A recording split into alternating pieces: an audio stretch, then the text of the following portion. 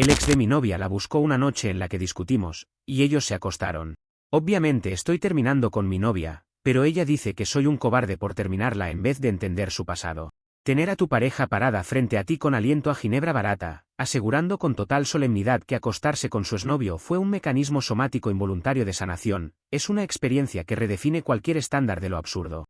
Ella sostenía un vaso de agua con las manos temblorosas mientras me exigía una sesión de abrazos terapéuticos para procesar el impacto de su desliz nocturno. Jamás imaginé que una discusión doméstica sobre quién sacaba la basura terminaría convirtiéndose en una supuesta prescripción médica para cometer una infidelidad. Conocí a Alba hace 2 años en un taller de cerámica al que me inscribí para despejar la mente después de semanas pesadas de trabajo. Ella solía llegar con la mirada extraviada, moldeando platos de arcilla agrietados mientras relataba en voz alta el calvario que había vivido junto a Walter, su expareja. Walter era, según su propia descripción interminable, un agujero negro financiero y emocional que le había destrozado la autoestima durante un lustro. Sentí una inclinación natural por ofrecerle un espacio tranquilo, lejos de los dramas volcánicos a los que parecía estar acostumbrada. Con el paso de los meses comenzamos a salir y me propuse demostrarle que una relación podía construirse desde la estabilidad más absoluta. Cuando decidimos mudarnos juntos a un apartamento cómodo, asumí la mayor parte de los compromisos económicos para que ella pudiera enfocarse en sus proyectos. La situación se volvió más delicada cuando a su madre le diagnosticaron un padecimiento de salud que requería tratamientos costosos y un seguimiento médico constante. Lejos de desentenderme, me encargué de coordinar citas con especialistas, ajustar presupuestos y garantizar que en la casa no faltara absolutamente nada. Alba solía decirme que yo era su ancla y que mi tranquilidad era el mayor regalo que la vida le había dado. Yo me sentía satisfecho manteniendo las cosas en orden, convencido de que estábamos construyendo un proyecto sólido a prueba de cualquier tormenta. Las primeras fisuras en esa aparente armonía aparecieron hace unos 6 meses, cuando Walter decidió reaparecer mediante mensajes esporádicos de apoyo por la salud de su madre. En lugar de mantener una distancia prudente con el hombre que supuestamente le había arruinado la juventud, Alba comenzó a responderle a mis espaldas durante altas horas de la noche. Descubrí esas conversaciones por pura casualidad mientras buscaba una receta médica en su tableta digital. Cuando le pregunté con total serenidad por qué mantenía una línea secreta con su expareja, su reacción fue una mezcla desconcertante de indignación moral y superioridad. Me acusó de tener una mentalidad retrógrada y me exigió celebrar su supuesta evolución personal por ser capaz de dialogar con su verdugo del pasado. A partir de ese momento, cualquier intento de poner límites razonables se transformaba en un juicio ético en mi contra. Si expresaba incomodidad porque Walter le enviaba mensajes cariñosos, Alba afirmaba que yo estaba saboteando su proceso de sanación emocional. Se instaló en una narrativa donde ella era una víctima perpetua en constante búsqueda de luz, mientras que mis peticiones de respeto básico eran catalogadas como violencia psicológica encubierta. Comencé a notar que utilizaba el concepto de su trauma como una tarjeta de crédito sin límite para justificar desplantes y despliegues de soberbia. A pesar de ver las señales con claridad, opté por guardar silencio y observar sus movimientos sin caer en el juego de sus provocaciones cotidianas. El ambiente en el departamento se fue volviendo cada vez más denso debido a sus constantes cambios de humor y sus exigencias desmedidas. Alba pasaba de la gratitud fingida al reproche amargo en cuestión de minutos, siempre buscando un pretexto para iniciar una confrontación donde pudiera declararse herida. Yo me limitaba a responder con monosílabos y a cumplir con mis responsabilidades diarias, negándome a entrar en debates circulares que no llevaban a ninguna parte. Esa falta de reacción de mi parte parecía enfurecerla todavía más, como si mi calma fuera un insulto directo a su necesidad patológica de drama. Cada semana inventaba una nueva regla de convivencia que solo aplicaba para mí, mientras ella continuaba testeando con Walter con total descaro. El preludio del colapso definitivo ocurrió un viernes por la tarde, cuando una simple discrepancia sobre el orden de la cocina desató una tormenta desproporcionada. Le señalé con calma que había dejado restos de comida sobre el mesón y que era necesario mantener la higiene básica en el hogar. Aquello fue suficiente para que Alba sufriera un colapso histriónico, acusándome de ser un hombre insensible que no comprendía la carga mental que llevaba sobre sus hombros. Comenzó a gritar que mi tranquilidad la asfixiaba y que necesitaba respirar un aire que no estuviera contaminado por mis exigencias domésticas. Sin darme tiempo a responder, tomó su bolso de mano, cerró la puerta de un golpe seco y desapareció en la noche. Durante las horas siguientes no recibí una sola llamada ni un mensaje para avisar de su paradero, algo que en otro tiempo me habría quitado el sueño. Apagué las luces a mi hora habitual y me fui a dormir profundamente, decidido a no perseguir a una persona adulta que elegía escapar por una nimiedad. Mientras tanto, según pude reconstruir después por sus propias palabras, Alba se dirigió directamente a un bar para encontrarse con Walter bajo el pretexto de desahogarse. Entre varias copas de alcohol y un intercambio de quejas sobre lo injusta que era su vida conmigo, terminaron trasladándose al departamento de él. Allí pasaron la madrugada entera juntos, consumando la traición que venía cocinándose a fuego lento durante meses. A las 8 de la mañana del sábado, el sonido de la llave en la cerradura interrumpió la tranquilidad con la que yo leía las noticias matutinas. Alba entró desaliñada, con la ropa arrugada, oliendo a licor y con una expresión facial que pretendía proyectar una angustia insostenible. Se sentó frente a mí en la mesa del comedor, y sin que yo le hiciera una sola pregunta, soltó toda la historia con lujo de detalles. Lo verdaderamente alucinante no fue la confesión en sí, sino el marco teórico con el que pretendía envolver su conducta. Afirmó que su cuerpo había respondido de manera involuntaria a la memoria muscular de su relación pasada, convirtiendo el acto sexual en una especie de catarsis médica que yo debía comprender y validar. Mientras la escuchaba desgranar ese discurso delirante, mantuve la mirada fija en su rostro sin mover un solo músculo de mi cuerpo.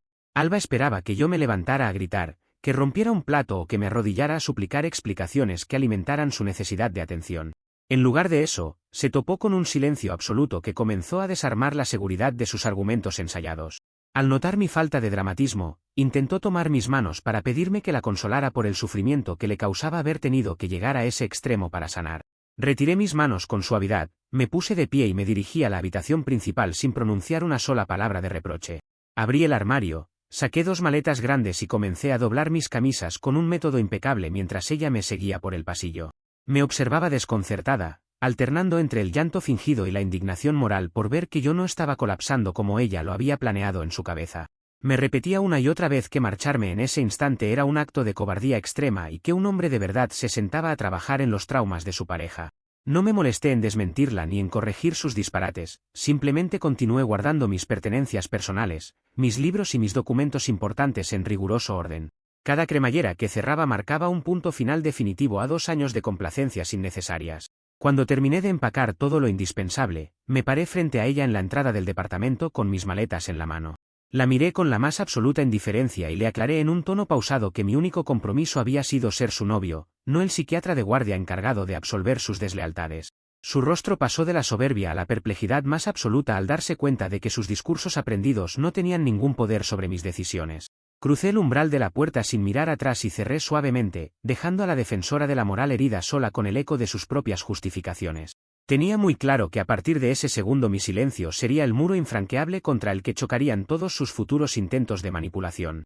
Comentarios de la historia principal. Usuario Anónimo 1 dice, increíble que ahora las infidelidades vengan con prescripción facultativa para tratar el estrés postraumático. Solo faltó que Walter le firmara una receta médica en una servilleta de bar para justificar la dosis de sanación nocturna.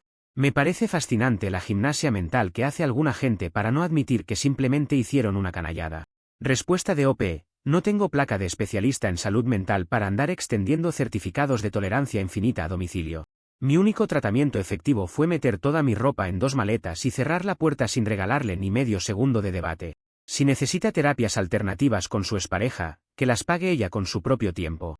Usuario Anónimo 2 dice, siento que te faltó bastante empatía para sentarte a escuchar el dolor de fondo que arrastraba esa chica desde hace años. Un hombre con verdadera madurez emocional se queda al pie del cañón para ayudar a su pareja a reparar las heridas del pasado en vez de huir a la primera crisis. Abandonar el barco cuando la otra persona toca fondo demuestra muy poco compromiso real. Respuesta de OP. Confundes madurez emocional con ser el felpudo gratuito de las malas decisiones ajenas. Poner un límite tajante ante una deslealtad abierta es dignidad básica, no una falla en mi capacidad de comprender a los demás. No me pagan ningún sueldo para quedarme a reparar lo que otra persona decide romper conscientemente para entretenerse. Actualización 1. Ha pasado una semana desde la última actualización.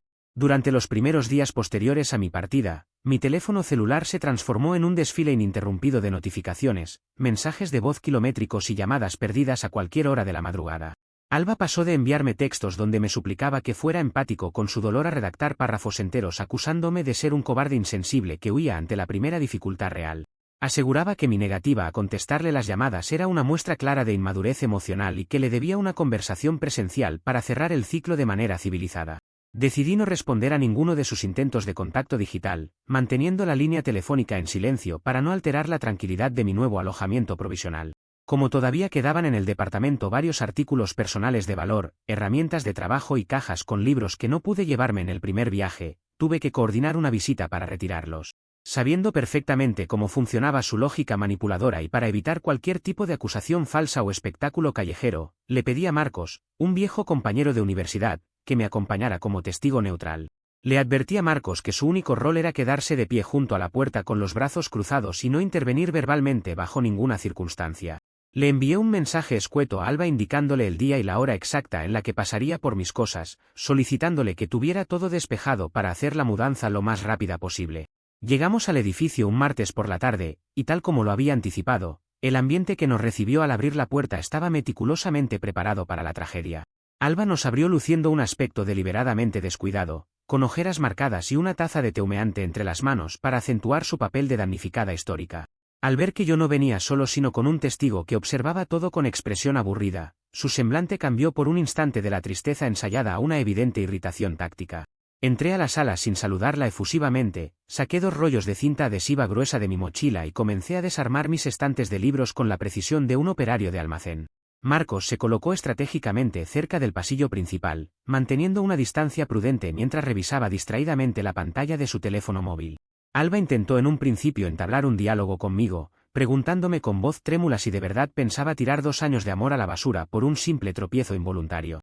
Continué doblando mis cajas de cartón sin levantar la cabeza, concentrado exclusivamente en medir los espacios para que todo entrara de manera eficiente. Al notar que mi respuesta a sus preguntas era el silencio más absoluto, su tono comenzó a elevarse en una escala dramática que buscaba desesperadamente una reacción visceral de mi parte. El momento cumbre del teatro ocurrió cuando tomé la lámpara de pie que compré con mi propio dinero para colocarla junto a la puerta de salida. Al ver que el espacio físico se iba vaciando de mis pertenencias, Alba soltó la taza sobre una mesa auxiliar y se arrojó directamente al suelo alfombrado de la sala, cubriéndose el rostro con ambas manos. Desde el piso comenzó a emitir sollozos audibles, afirmando que mi frialdad era una forma de tortura psicológica diseñada para destruir los pocos restos de estabilidad que le quedaban tras el incidente con Walter. Aseguraba que acostarse con él había sido un accidente del destino provocado por la vulnerabilidad de la noche y que cualquier pareja con verdadero amor sabría perdonar un desliz sin tanta crueldad. Me detuve un instante únicamente para cortar un pedazo largo de cinta de embalar con un tirón seco y sonoro que resonó en toda la habitación. Miré hacia el suelo donde ella permanecía arrodillada y mantuve la vista fija en sus ojos durante un par de segundos sin mostrar el más mínimo rastro de enfado o compasión. Le respondí con una voz completamente plana que no debía confundir la cobardía con el amor propio, y que mi tiempo en ese lugar había terminado en el segundo exacto en que decidió abrirle la puerta a su pasado. La sequedad de mi intervención pareció caerle como un balde de agua helada, dejándola sin argumentos inmediatos para sostener el llanto teatral frente a Marcos. Al percatarse de que el número del colapso físico no lograba quebrar mi compostura ni provocaba que yo me inclinara a consolarla, la tristeza se evaporó de su rostro con una rapidez asombrosa. Se puso de pie con una agilidad sorprendente para alguien supuestamente devastada, se alisó la ropa y cruzó los brazos con una mirada cargada de resentimiento puro.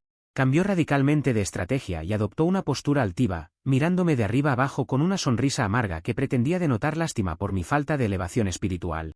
Nos advirtió que todo nuestro círculo social y los amigos que teníamos en común se enterarían de la clase de monstruo desalmado que era yo por abandonarla en medio de la crisis de su madre.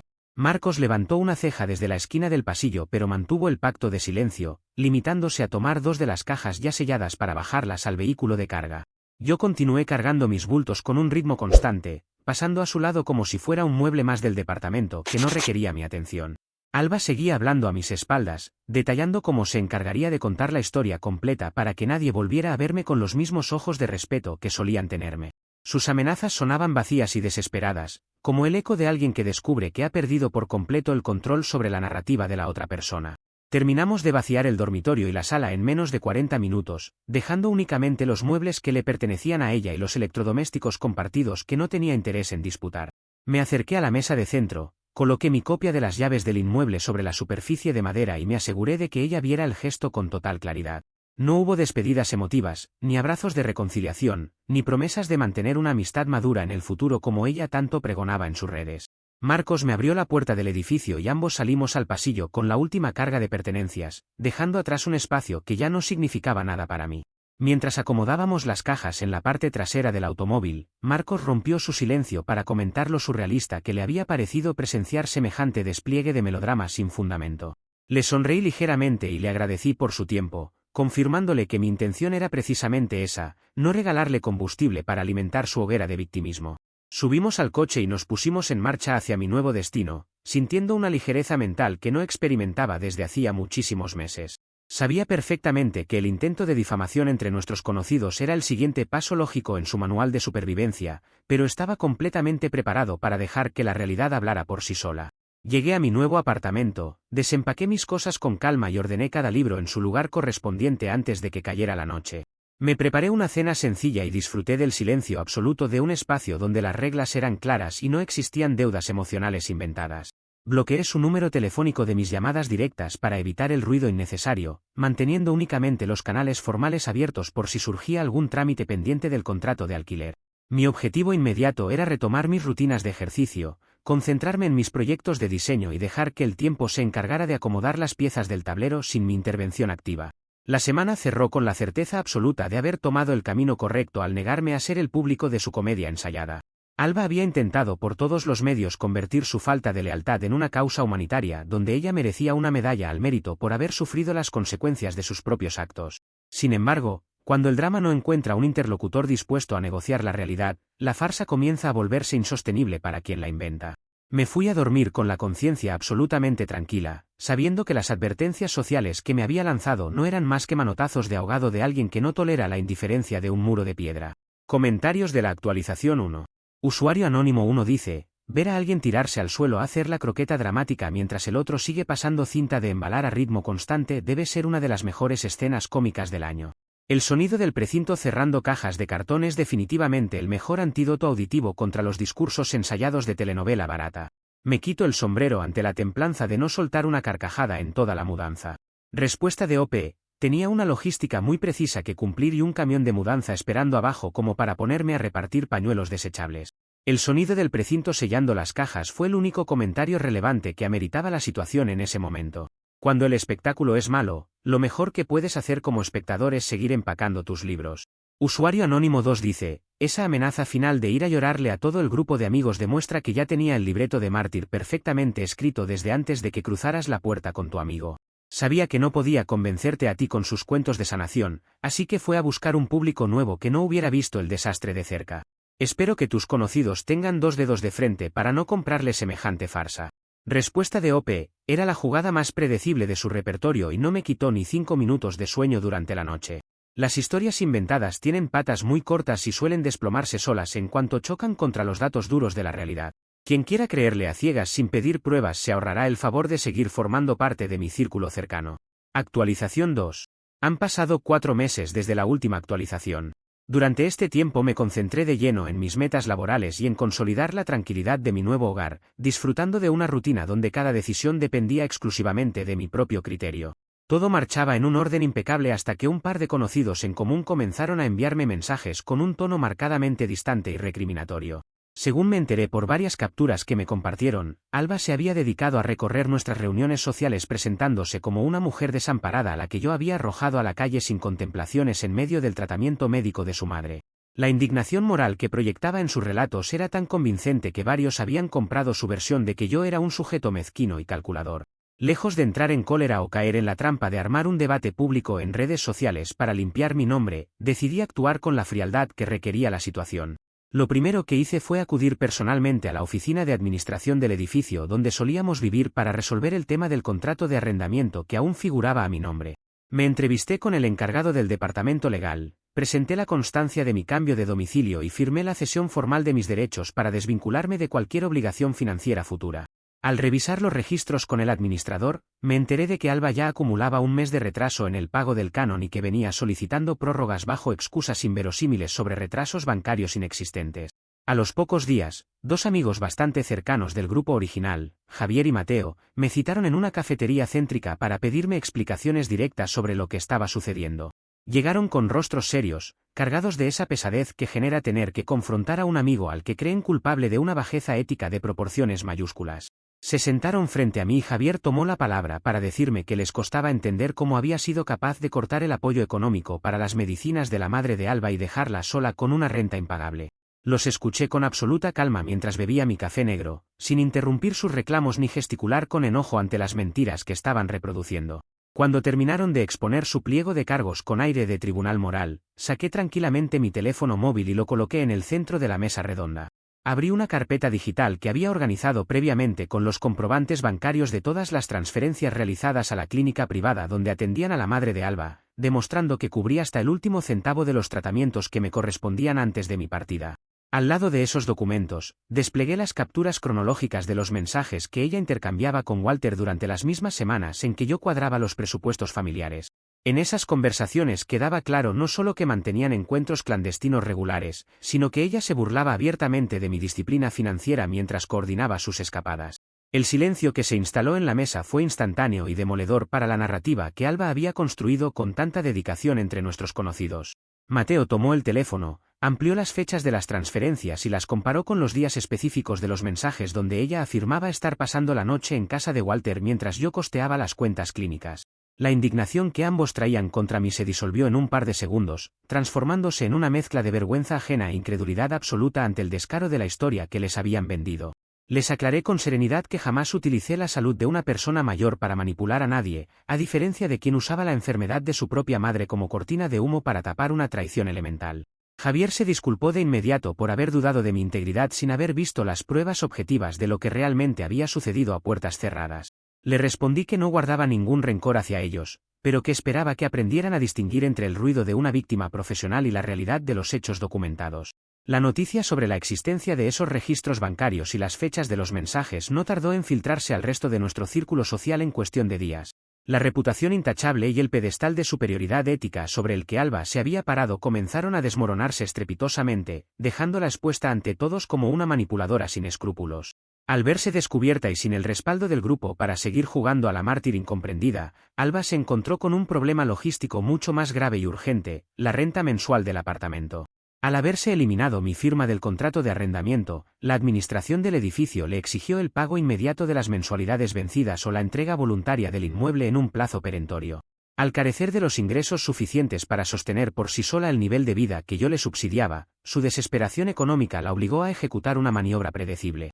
Tuvo que convencer a Walter de que abandonara su estilo de vida despreocupado y se mudara formalmente con ella al departamento para poder dividir los gastos y no terminar en la calle.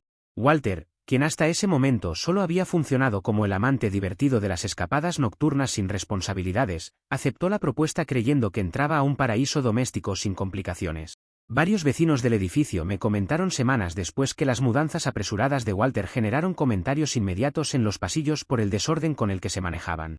Alba intentó venderle a los pocos allegados que aún le contestaban el teléfono que la convivencia con Walter era el cierre definitivo de su ciclo de sanación y el triunfo del verdadero amor sobre mi frialdad. Sin embargo, la realidad práctica de tener que pagar facturas de luz, agua y servicios compartidos distaba mucho de los romances clandestinos en bares nocturnos. Por mi parte, retomé un proyecto personal de consultoría independiente que tenía pausado desde hacía más de un año por estar apagando emergencias ajenas de manera constante. Mis ingresos netos aumentaron notablemente al no tener que financiar estilos de vida artificiales ni caprichos disfrazados de necesidades espirituales urgentes. Comencé a frecuentar nuevos círculos sociales vinculados a mi profesión, donde las relaciones se basaban en la reciprocidad básica y el cumplimiento de la palabra dada. Cada vez que recordaba el caos que había dejado atrás, lo hacía con la satisfacción profunda de quien observa una tormenta lejana a través del vidrio blindado de una ventana segura. La maniobra de meter a su antiguo cómplice bajo el mismo techo para no perder el estatus del departamento era el inicio de un autosabotaje de proporciones monumentales. Walter jamás se había caracterizado por ser un administrador brillante ni una persona comprometida con las obligaciones cotidianas, algo que la misma Alba se había encargado de relatarme durante meses cuando nos conocimos.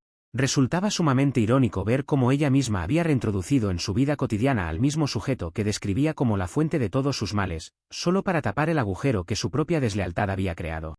Yo me mantuve completamente al margen, limitándome a observar el desarrollo de los acontecimientos sin emitir un solo comentario público. La verdad tiene una fuerza de gravedad propia que termina aplastando cualquier castillo de naipes construido a base de falsos testimonios y manipulaciones afectivas. Alba pensó que su discurso de víctima intocable bastaría para doblegar mi voluntad y poner a todo el mundo en mi contra sin pagar ningún costo por sus acciones. No calculó que los números fríos de una cuenta bancaria y las fechas registradas en un sistema no tienen interpretaciones poéticas ni admiten debates filosóficos sobre la sanación personal. La tranquilidad con la que cerraba cada jornada en mi nuevo hogar era la confirmación tangible de que el silencio y los límites claros son la mejor respuesta frente a la soberbia ajena. Comentarios de la actualización 2. Usuario anónimo 1 dice: qué momento tan glorioso debió ser ver cómo se les caía la mandíbula a tus amigos cuando pusiste los comprobantes bancarios y las fechas de los cuernos sobre la mesa. La tía vendiendo la moto de que la dejaste en la indigencia mientras tú le pagabas las clínicas y ella se iba de fiesta con el amante. Se le cayó el teatro de la superioridad moral en menos de 3 minutos de reloj. Respuesta de OP. Los extractos del banco y el calendario de mensajes no tienen doble discurso ni necesitan metáforas para entenderse con claridad. Un par de capturas de pantalla bien organizadas me ahorraron horas de discusiones inútiles con personas que venían mal informadas.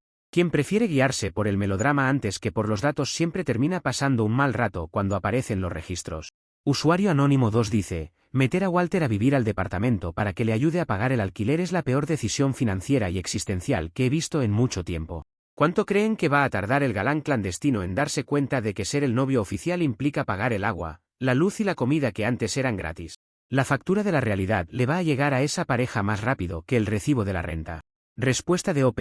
Cambiar a un compañero responsable por un capricho de medianoche siempre termina pasando una factura muy cara en el mundo real. Walter servía para las copas y las risas en un bar, pero la administración de un hogar exige una disciplina que ninguno de los dos conoce. Es un problema de pésima gestión ajena que ya no me cuesta ni un solo centavo de mi bolsillo. Actualización 3. Han pasado 9 meses desde la última actualización. Las cosas en mi vida profesional habían alcanzado un punto excelente de estabilidad y crecimiento, logrando un ascenso importante en la empresa de logística donde me desempeño como coordinador regional. Mi rutina transcurría en absoluta paz, sin sobresaltos ni llamadas extrañas, hasta que un jueves por la mañana la recepcionista del edificio corporativo me llamó por el intercomunicador interno. Me informó con tono algo incómodo que había una mujer en la entrada principal exigiendo verme con urgencia, asegurando que se trataba de un asunto de vida o muerte que no admitía dilaciones. Por la descripción del nerviosismo y la insistencia de la visitante, supe de inmediato de quién se trataba antes de que pronunciaran su nombre completo. Bajé al vestíbulo en el ascensor con el paso medido, manteniendo la compostura impecable y el rostro totalmente inexpresivo para afrontar lo que fuera que estuviera ocurriendo. Al abrirse las puertas de cristal de la recepción, encontré a Alba sentada en uno de los sofás de espera, visiblemente desmejorada, con el cabello mal peinado y los ojos enrojecidos por un llanto reciente. Al verme aparecer con mi traje de trabajo y mi gafete corporativo, se levantó de un salto y caminó hacia mí intentando reducir la distancia con ademanes desesperados. El personal de seguridad y los 2 recepcionistas que atendían los mostradores detuvieron sus labores por un segundo para observar la escena con una mezcla de curiosidad e incomodidad manifiesta. Sin permitirle que invadiera mi espacio personal, me detuve a 2 metros de distancia y le pregunté con voz neutral cuál era el motivo exacto de su presencia en mi lugar de trabajo. Alba rompió a llorar de manera escandalosa, tapándose la boca con una mano temblorosa mientras me decía que Walter la había dejado en la ruina más absoluta y que no tenía a quien más recurrir en el mundo. Según su relato caótico e interrumpido por jadeos, la convivencia con Walter había sido un desastre absoluto desde el 3er mes, cuando él decidió que no pondría dinero para la renta compartida. En lugar de cumplir con sus compromisos, el sujeto se había gastado el dinero de los servicios en salidas nocturnas personales y compras absurdas, desapareciendo del departamento semanas atrás con todas sus cosas y dejándole una deuda acumulada monstruosa con la inmobiliaria. La escuché durante un par de minutos sin interrumpirla, observando cómo intentaba construir una vez más el relato de la víctima traicionada por el destino que necesitaba un salvador urgente. Me explicó que el propietario del departamento ya había iniciado los trámites de desalojo formal y que ella no tenía fondos suficientes para cubrir el agujero financiero que Walter le había dejado. Resultaba fascinante comprobar cómo la misma persona que meses atrás me exigía celebrar su madurez por acostarse con su expareja, ahora se presentaba ante mí a quejarse de las consecuencias exactas de haber metido a ese mismo individuo en su casa. Su capacidad de sorpresa ante la irresponsabilidad predecible de Walter demostraba una desconexión total con la realidad de sus propios actos. En medio de su letanía de quejas, Alba metió la mano en su bolso de tela y sacó un sobre blanco abultado que contenía varias hojas dobladas con esmero.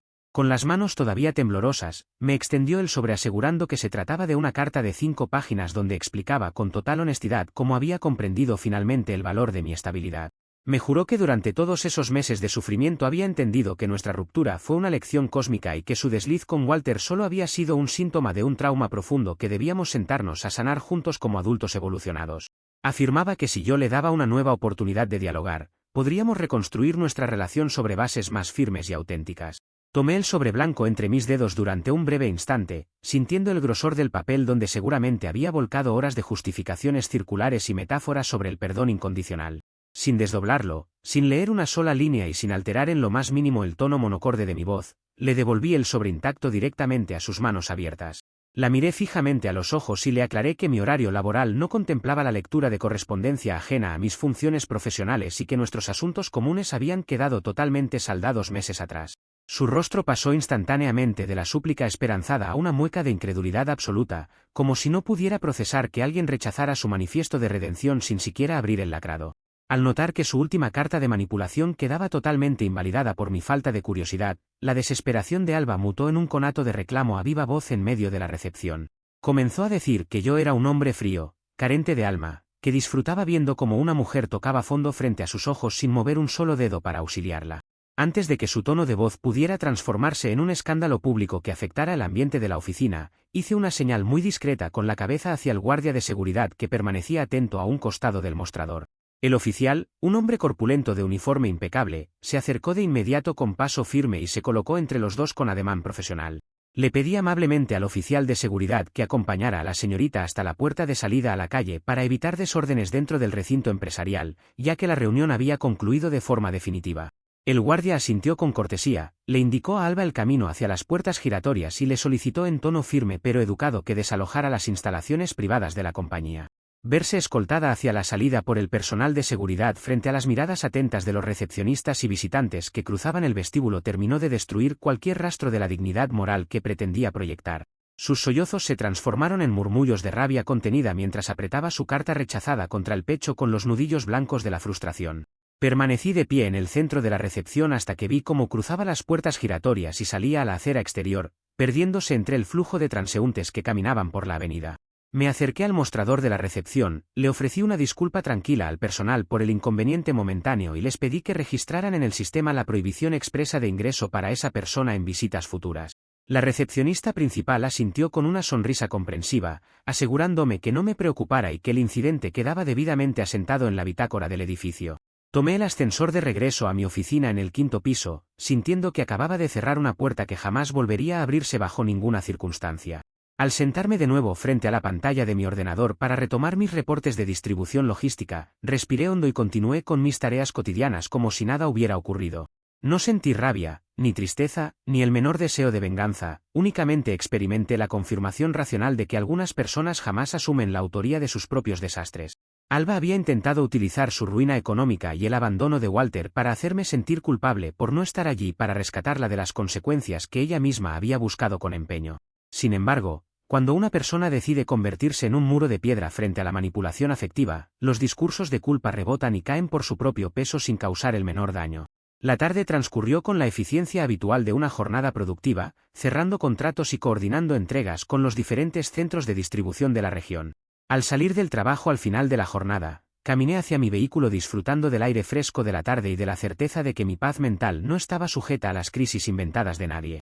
Walter se había comportado exactamente como el irresponsable crónico que ella siempre supo que era, cumpliendo el ciclo natural de una mala decisión tomada desde la arrogancia más absoluta. Me dirigí a cenar tranquilamente a un restaurante cercano, sabiendo que el capítulo del victimismo corporativo había quedado clausurado para siempre con una elegancia impecable. Comentarios de la actualización 3. Usuario anónimo 1 dice, devolverle la carta de 5 páginas intacta a las manos sin abrir el sobre es un nivel de frialdad quirúrgica digno de una medalla de oro. Esa carta debía ser un compendio de excusas místicas y palabras de autoayuda barata que se merecía exactamente eso, ser tratada como propaganda no deseada que tiras a la papelera antes de entrar a la casa. La cara que debió poner al verse escoltada por el de seguridad no tiene precio. Respuesta de OP, no tenía el menor interés en perder 10 minutos de mi jornada laboral leyendo justificaciones tardías que le tomó 9 meses redactar en un papel. Cuando alguien gasta hojas enteras intentando explicar por qué su traición fue en realidad un bien para la humanidad, lo más sensato es devolver el paquete a su remitente. El tiempo de oficina está destinado a generar valor, no a revisar borradores de comedias ajenas. Usuario anónimo 2 dice, me pasó algo prácticamente idéntico con una expareja que me dejó por un tipo supuestamente más emocionante y bohemio. Apenas el galán se enteró de que las casas tienen cuentas de servicios básicos y que el refrigerador no se llena solo con poesía, salió corriendo en la primera oportunidad. Es increíble cómo se les evapora el discurso del amor libre en cuanto se dan cuenta de que ahora les toca pagar la fiesta entera a ellos solos. Respuesta de OP, Walter fue únicamente el espejo fiel de la irresponsabilidad que Alba siempre quiso normalizar bajo la excusa de sus heridas del pasado. Cuando juntas a dos personas que huyen sistemáticamente de la disciplina más elemental, el resultado financiero y personal es una ruina cantada desde el primer día. Cada uno cosechó con precisión milimétrica el tipo de semilla que decidió sembrar en su propio terreno. Actualización 4. Ha pasado un año desde la última actualización. Las estaciones cambiaron, los proyectos profesionales siguieron su curso ascendente y los ecos de aquel periodo caótico terminaron de disiparse por completo de mi vida cotidiana. Supe del desenlace final de toda esta historia a través de una conocida en común que me encontré casualmente en una librería del centro de la ciudad durante un fin de semana. Entre cafés y charlas sobre rumbos profesionales, me confirmó una excelente noticia humana: la madre de Alba afortunadamente logró superar la fase crítica de su padecimiento y su condición médica entró en una remisión completa y estable. Saber que la señora recuperó su salud me dio una satisfacción genuina, pues independientemente de los errores de su hija, era una persona mayor que no merecía cargar con el estrés de tantas mezquindades familiares. Sin embargo, el destino práctico de Alba terminó de ajustarse con una precisión matemática que no necesitó de ninguna intervención de mi parte. Al no poder cubrir las mensualidades atrasadas que Walter le dejó como herencia tras su fuga precipitada, la administración inmobiliaria ejecutó el desalojo formal del departamento por orden judicial. Alba tuvo que empacar a toda prisa lo poco que le quedaba y mudarse a una habitación pequeña en la casa de unos tíos lejanos en las afueras de la ciudad. Estos parientes, que en un principio la recibieron con cierta condescendencia, terminaron conociendo a detalle todo el historial de deudas, mentiras y manipulaciones que había tejido alrededor de la salud de su propia madre. Al verse privada de un espacio propio y bajo el escrutinio severo de familiares que no estaban dispuestos a tolerarle discursos de mártir, su personaje de víctima incomprendida se volvió totalmente insostenible. Aquel círculo social que alguna vez intentó manipular para que me condenaran terminó apartándose de ella de manera definitiva, cansados de escuchar lamentos interminables donde nunca existía una autocrítica real. La realidad material de no tener a nadie que subsidiara sus gastos ni absorbiera sus descargas emocionales la obligó a tomar una decisión inédita en su vida: conseguir un empleo formal de tiempo completo para costearse, por primera vez y con su propio dinero, sesiones de psicoterapia profesional. Resultaba sumamente aleccionador ver que la terapia que antes utilizaba como excusa verbal para cometer deslealtades, ahora debía pagarla con el sudor de su frente para aprender a convivir con sus propios errores. Por mi parte, el panorama no podría ser más luminoso y satisfactorio en todos los sentidos imaginables. Mi empresa me otorgó una participación accionaria menor tras liderar exitosamente la reestructuración logística de la zona norte, permitiéndome adquirir una vivienda propia con amplios ventanales y un jardín que cuido con dedicación en mis horas libres. En el plano personal, desde hace varios meses comparto mi vida con una mujer extraordinaria, arquitecta de profesión, cuya mayor virtud es una transparencia cristalina en cada una de sus palabras y acciones. Con ella aprendí que una relación madura no requiere de manuales de rescate emocional, ni de justificaciones retorcidas, ni de silencios defensivos para protegerse de ataques invisibles. La imagen mental de Alba viviendo en una recámara prestada, teniendo que rendirle cuentas a sus parientes por cada plato que utiliza en la cocina y pagando consultas médicas reales para entender por qué se quedó sola, encierra una justicia poética insuperable. Quiso jugar a ser la jueza moral de una relación sólida, utilizando el trauma como un escudo para la traición y la mentira como una herramienta para destruir la reputación de quien le brindó una mano sincera. Al final, Walter no fue más que el instrumento involuntario que aceleró la caída de una estructura que estaba podrida desde sus cimientos por la soberbia y la falta de respeto elemental. La comedia de sus justificaciones terminó en el escenario más predecible, un aislamiento absoluto donde la única persona obligada a escuchar sus quejas es ella misma frente al espejo. Mi postura inamovible de no entrar en su juego, de no regalarle ni un grito ni una lágrima, y de actuar como un muro de piedra frente a sus tormentas ensayadas fue la mejor decisión que pude haber tomado en toda mi vida.